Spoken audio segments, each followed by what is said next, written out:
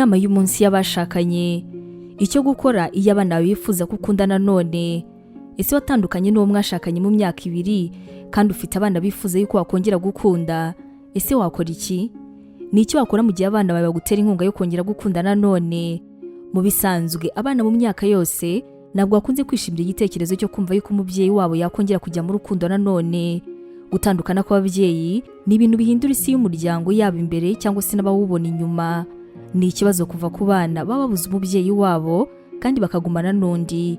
Ibi ngibi rero biba ari bibi cyane iyo umubyeyi umwe avuze ko noneho yifuza kongera gusezerana bwa kabiri.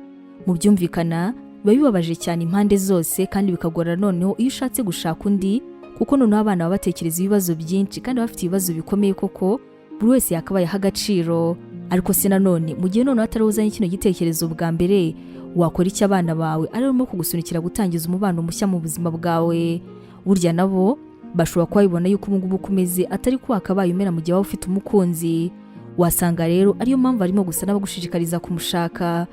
Ushobora kuba rigize kumva ijambo rivuga riti umubyeyi utagira imikino kandi ukanira.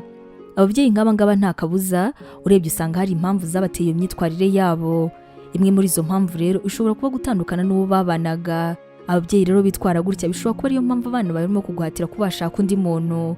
Birashoboka yuko rero igitutu bashyiraho babona yuko ukeneye umuntu wo gukundana nawe ngo abe yagufasha byibura mu nguni zimwe na zimwe z'ubuzima bwawe. Niba waratandukanye n'umuntu mwashakanye abana bawe bagushishikarije kongera gukundana, wigeze ubifatira umwanya se cyangwa warabyihoreye?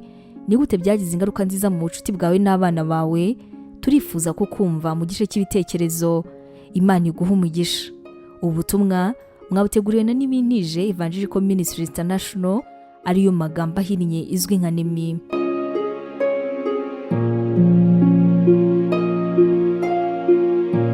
Waba utekereza ko wahamagariwe gukora umurimo w'Imana?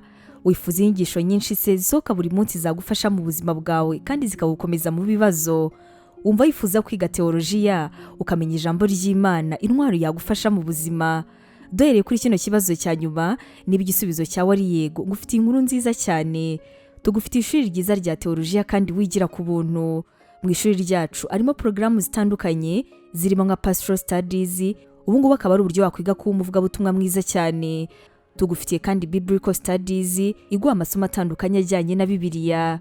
Uzanasanga kandi Christian counseling, zikaba ari inama za Gikristo zizagufasha mu buzima bwawe kandi zigagukomereza umutima.